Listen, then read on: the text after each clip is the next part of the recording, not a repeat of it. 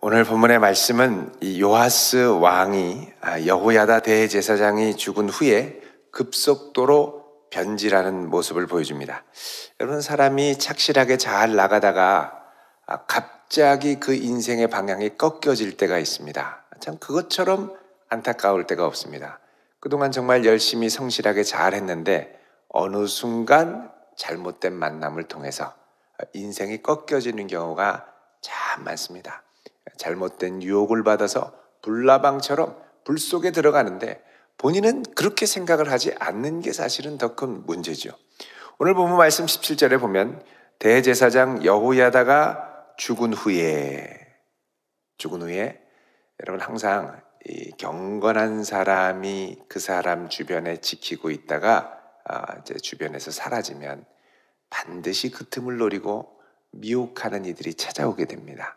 그래서 우리가 이 관계를 잘 살펴봐야 됩니다.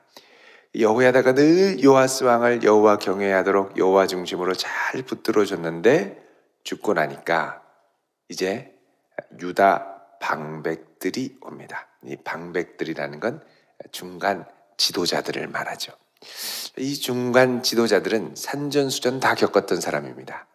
아세라, 바알, 그리고 아달랴, 그리고 여호야다. 방백들의 입장에서는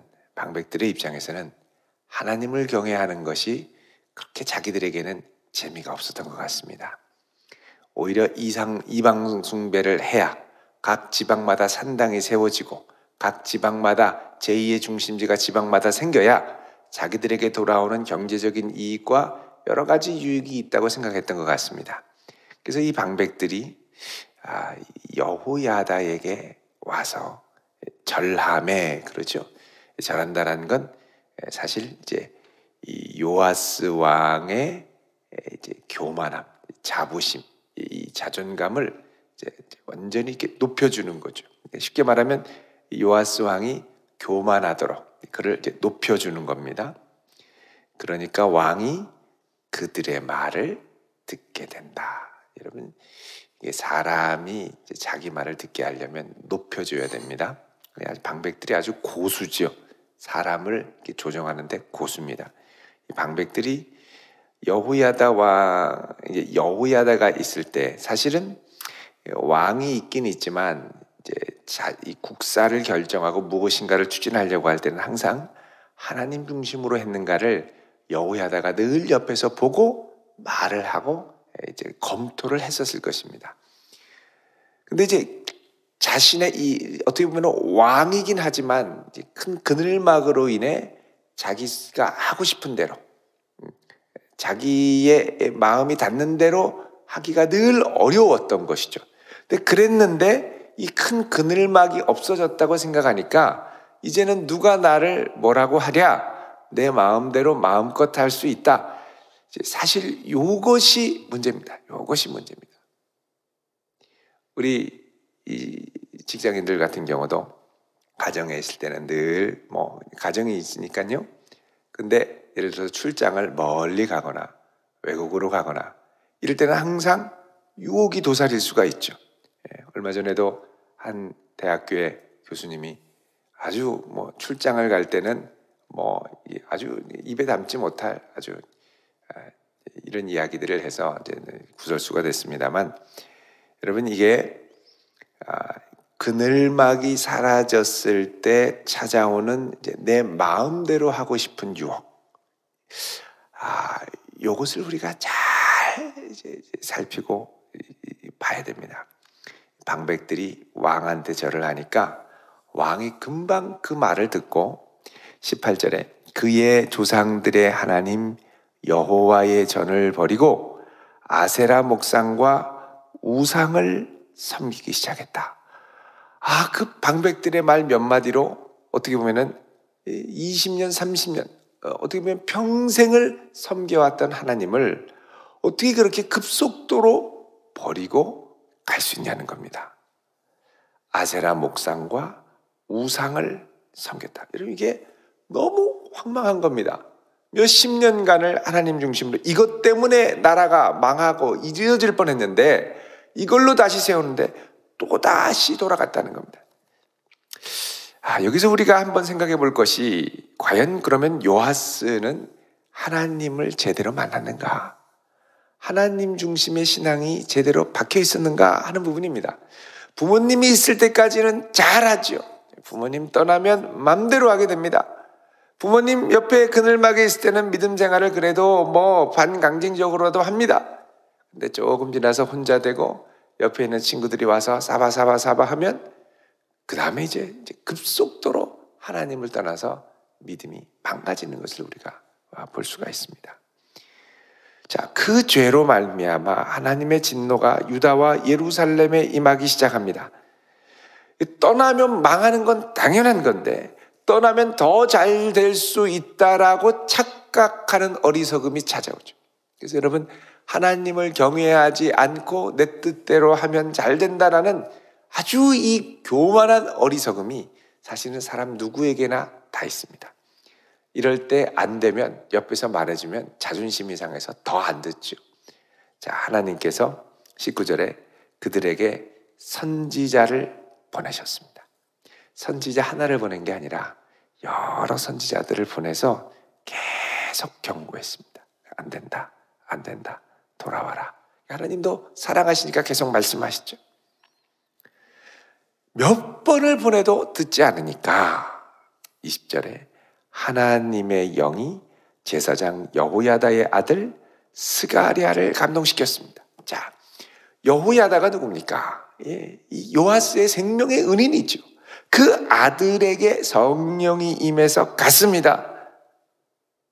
그래서 이야기하죠. 하나님이 이같이 말씀하시기를 너희가 어찌하여 여호와의 명령을 거역하여 스스로 형통하지 못하게 하느냐. 자, 여기 보십시오. 어찌하여 여호와의 명령을 거역해서 스스로 형통하지 못하게 하느냐. 여러분, 스스로 망합니다. 교만하다가 스스로 망하고 스스로 악을 자행하다가 스스로 망합니다. 그러나 이게 악의 자기 파괴적인 성격이 있습니다. 악을 따라가면 반드시 스스로 망하게 되어 있습니다. 자, 이렇게까지 하나님께서 말씀을 하셨는데 그러면 회개해야죠. 문제는 이때 되면 안 들린다는 게 문제입니다. 21절에 무리가 함께 꾀하고 왕의 명령을 따라, 자, 왕이 명령을 내린 거죠. 그를 여호와의 전 뜰 안에서, 여러분, 성전 안에서 사람 죽이면 안 됩니다. 제사장의 허락 없이는 함부로 들어갈 수 없는 곳입니다. 근데 여기를 어떻게 해요? 왕의 명령으로 함부로 들어가서 제사장을 돌로 쳐 죽였습니다. 끔찍한, 말도 안 되는 범죄를 저지른 것이죠. 여러분, 이런 거 보면 사람이 망가질 때 얼마나 듣기가 어려운지 모릅니다. 솔로몬 왕도 나중에 이 우상숭배에 빠져서 이방 여인들을 따라, 아내들을 따라 우상숭배에 빠질 때 하나님이 몇 차례에 걸쳐서 사람을 보내서 경고하셨죠. 근데 그때 솔로몬이 듣습니까? 안 듣습니다. 그렇게 지혜가 있다고 하지만 안 듣죠. 여러분, 지혜의 근본은 여호와를 경외하는 것이고 여호와를 경외하면 듣는 겁니다. 그래서 지혜로운 사람은 잘 듣죠. 이제 지혜가 사라지면 들리지가 않습니다. 하나님이 그렇게 선지자를 통해서 말씀하셨음에도 불구하고 요아스 왕은 더 이상 듣지를 않습니다. 자, 그래서 22절에 요아스 왕이 이와 같이 스가랴의 아버지 여호야다가 베푼 은혜를 기억하지 아니하고 아들을 죽였다 그럽니다. 자, 기억 상실증. 우리에게 오는 이 기억 상실증이 얼마나 큰지 모릅니다. 여러분, 하나님께서 나를 처음 구원하셨을 때 그 은혜를 잊지 않는 성도 될 수 있기를 바랍니다. 이게 은혜로 구원받은 것을 잊어버리는 분들 때부터 위기가 찾아옵니다. 이 여호야다의 아들이 죽으면서 뭐라 그러냐면 여호와는 감찰하시고 신원하여 주옵소서. 이 기도가 사실은 그 다음부터 이제 응답이 되죠. 여러분, 그래서 이 스가랴가 요아스 왕 때 아주 억울한 무고한 죽음에 피를 이제 흘리게 됐습니다.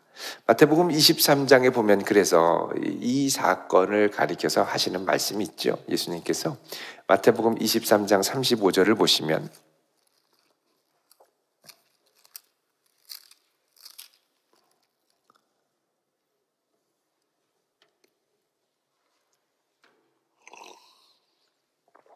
예수님이 성전 멸망을 예고하시면서 이 35절에 이렇게 말씀하십니다. 우리 같이 읽습니다. 시작. 그러므로 의인 아벨의 피로부터 성전과 제단 사이에서 너희가 죽인 바가랴의 아들 사가랴의 피까지 땅 위에서 흘린 의로운 피가 다 너희에게 돌아가리라. 아멘. 자, 예수님께서 이 예수님의 죽음을 이제 말씀하시면서 무고한 죽음에 대해서 말씀하실 때 아벨의 피, 아벨은 무고하게 죽었죠. 그리고 제단과 성전 사이에 죽인 사가랴. 이 사가랴가 원래 여호야다 제사장의 아들인데 여기서 이제 여호야다 제사장을 바라갸 이렇게 얘기합니다. 바라갸. 이 바라갸는 이게 바라크에서 온 단어인데 바라크 그러면 축복하다죠. 그래서 갸는 야훼. 그래서 여호와가 축복하신다. 이게 이제 바라갸입니다. 그러니까 이 여호야다의 아들, 바라갸의 아들 사가랴의 피까지 땅 위에서 흘린 의로운 피가 다 너희에게로 돌아가리라. 이 사가랴가 바로 오늘 본문에 나오는 이 여호야다의 아들 사가랴입니다. 요아스 왕이 결국은 무고하게 죽이게 되죠. 그래서 이때 의인이 죽어가며 하나님께 기도한 마지막 기도, 여호와는 감찰하시고 신원하여 주옵소서. 나의 억울한 죽음을 하나님 공의를 해결해 주십시오. 이러고 죽죠. 물론 예수님께서는 마지막 십자가 죽으실 때 저들의 죄를 사하여 주옵소서 하고 이제 이 사람들의 죄를 하나님께 신원하기보다는 자신의 온몸에 지고 우리의 죄를 사하셨습니다. 자, 23절에 보면 이제 이 죽음으로 인하여 이스라엘의 명운이 급격하게 기울게 됩니다. 1주년 말에 아람 군대가 요아스를 치려고 올라와서 유다와 예루살렘에 이르러 백성 중에 모든 방백을 다 죽이고, 자, 1년 후에 아람 군대가 왔습니다. 항상 하나님께서는 그동안 이 아람을 하나님의 이제 도구로 사용을 하셨죠. 자, 이 요아스를 치려고 왔는데 유다와 예루살렘에 이르러 백성 중에 모든 방백들을 다 죽였다. 여러분, 이 방백들이 뭐 했던 사람입니까? 17절에 여호야다가 죽은 다음에 어떻게 했습니까? 와가지고 우상에게 절하게 했죠. 우상에게 절하게 충동했던 이 방백들을 다 죽이고 결국 심판받은 겁니다. 또 노략한 물건을 다메섹 왕에게 보내니라 그럽니다. 여러분, 이 노략한 물건을 보냈다라는 건 사실 말이 보낸 거지. 열왕기하 12장 18절을 보면 이렇게 말씀을 합니다. 보겠습니다. 열왕기하 12장 18절에 자, 이렇게 말씀합니다. 유다의 왕 요아스가 그의 조상들 유다 왕 여호사밧과 여호람과 아하시아가 구별하여 드린 모든 성물과 자기가 구별하여 드린 성물과 여호와의 성전 곳간과 왕궁에 있는 금을 다 가져다가 아람 왕 하사엘에게 보냈더니 하사엘이 예루살렘에서 떠나갔더라. 그러니까 그 약탈물을 가져간 게 아니라 뭐라고 그러는 겁니까? 다 걷어서 준 거예요. 결국은 아무것도 남지 않고 탈탈 털어서 이 조공으로 주게 된 겁니다. 그리고 사라졌죠. 24절에 뭐라 그러냐? 아람 군대가 적은 무리로 왔으나 여호와께서 심히 큰 군대를 그들의 손에 넘기셨으니, 자, 아람 군대, 이 꼭 마치 이스라엘 백성들이 여호와를 의지하고 전쟁하는 것 같습니다. 이스라엘 백성들은 항상 적은 숫자로 하나님을 의지해서 기적적인 승리를 거뒀죠. 근데 반대로 이제 하나님의 손이 아람 군대와 함께 하니까 이스라엘은 자기의 숫자의 많음을 의지했지만 결국은 소수의 아람 군대로 완전히 대패를 했습니다. 심히 큰 군대, 이 당시만 하더라도 이 유다의 이 군인들이 100만은 더 됐을 거라는 거죠. 근데 완전히, 그러니까 여러분, 이 큰 군대로 작은 무리에게 패배하는 게 기적입니다. 다른 말로 하면 지금 이 이스라엘은 완전히 이방인 같은 무리로 전락했다라는 것이죠. 자, 이는 유다 사람들이 그들의 조상들의 하나님 여호와를 버렸기 때문이라고 분명히 말씀합니다.